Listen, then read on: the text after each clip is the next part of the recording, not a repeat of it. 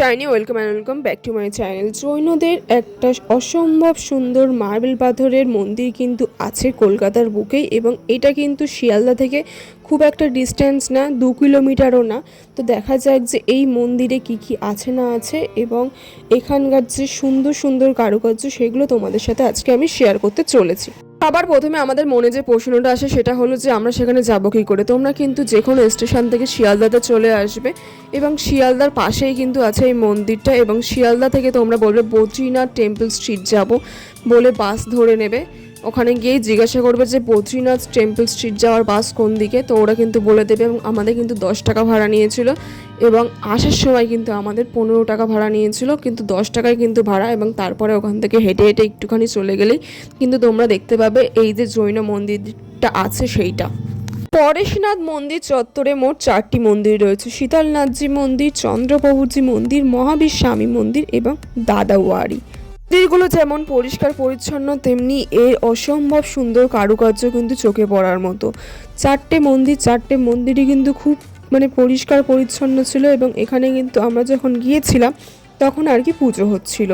মন্দিরের বাইরে তুমি যত খুশি ভিডিও করতে পারলেও মন্দিরের ভেতরে কিন্তু কোনো রকম কোনো ক্যামেরা অ্যালাউ ছিল না, এবং আমরা যখন গিয়েছিলাম তখন কিন্তু মন্দিরের ভেতরে পুরোহিত ছিল। এবং এই মন্দিরটি তৈরি হয়েছিল 1867 সালে, মূলত জৈন ধর্মাবলম্বী শ্বেত রায়চাঁদের উদ্যোগে। তিনি ছিলেন একজন ধনী ব্যবসায়ী, যিনি এই মন্দিরটি উৎসর্গ করেন জৈন তীর্থঙ্কর শ্রী শান্তিনাথজির নামে। তবে এই মন্দিরটি কিন্তু পরেশনাথ টেম্পল নামে বেশি পরিচিত কলকাতাবাসীর কাছে। মন্দিরটি নির্মাণ করা হয়েছে শ্বেত পাথর দিয়ে, এবং এর কারুকার্য কিন্তু চোখে পড়ার মতো। এখানে সত্যি কথা বলতে কি মন্দির কম লাগছিল, যেটা বেশি লাগছিল সেটা হচ্ছে কিনা শুটিং স্পট বেশি লাগছিল। এত সুন্দর এবং নিট অ্যান্ড ক্লিন, কোথাও একটু নোংরা বলে কিচ্ছু নেই, এবং জায়গাটা এত পরিষ্কার কি বলবো। এবং ওখানে একটা পুকুর ছিল, তো পুকুরটার মাছগুলো পর্যন্ত দেখা যাচ্ছিল যে এত পরিষ্কার জল ছিল, পুরো নিট অ্যান্ড ক্লিন। তোমাদের সাথে শেয়ার করি মন্দির চত্বরে কিছু সিনেমেটিক শট।